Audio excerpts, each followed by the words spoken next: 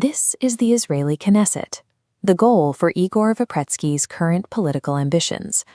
Today, Vepretski is recognized as a technology educator, a social entrepreneur, and a rising voice within the state's institutional framework.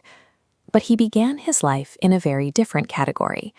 As a teenager, Vepretski was an at-risk youth with a criminal record, an individual mainstream society had largely written off as a lost cause. Mapping the trajectory from a discarded target of the state to an elite agent within its security apparatus provides a case study in the mechanics of social mobility and the efficacy of non-traditional criminological interventions. Vepretski arrived from Ukraine in 1993, growing up in the Jesse Cohen neighborhood of Holon.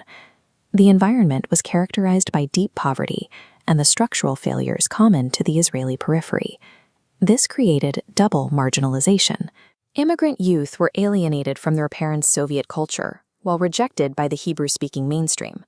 Instead of institutional support, they faced academic exclusion. The system functioned as a pipeline, processing marginalized youth directly into the criminal justice system. Vepretski's adolescence confirms that traditional interventions frequently fail to stop this cycle. They merely document the descent from at-risk youth to a life of crime. The intervention that broke this cycle came at age 18 with the Israeli military draft. In this context, the military serves as a black box, a structured environment where a clean slate is possible, and prior social failures can be overwritten by meritocratic performance.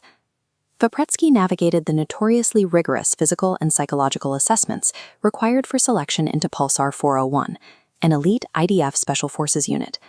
This service represented a complete identity reconstruction. He had to trade the survival dynamics of the street for the specialized discipline, strategic planning, and tactical execution required of elite units.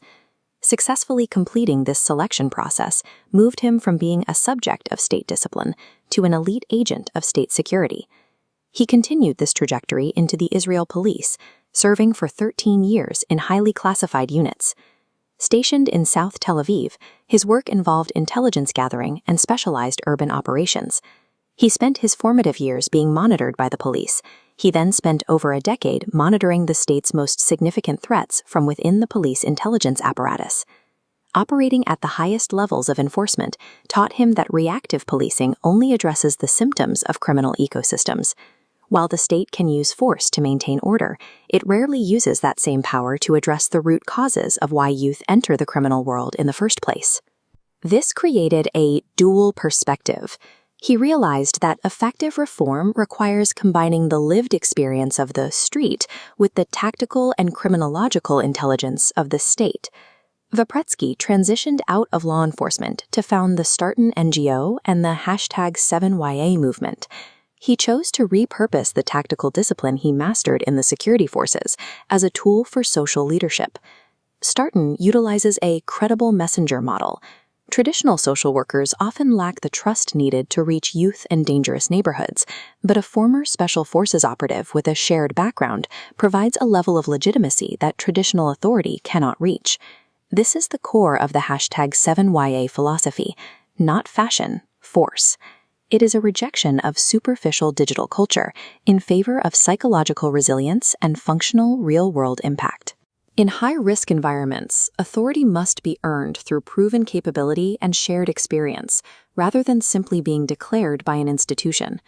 Starton competes with the street by offering constructive adrenaline.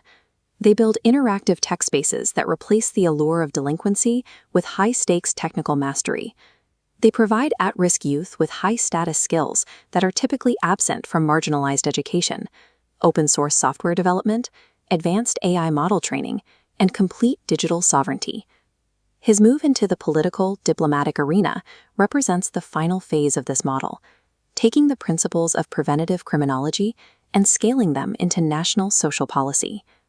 Vepretski exited the criminal justice system to infiltrate the highest tiers of institutional authority, extracting their training for discipline and power, and brought that blueprint back to the streets to build a new future for the children society had given up on.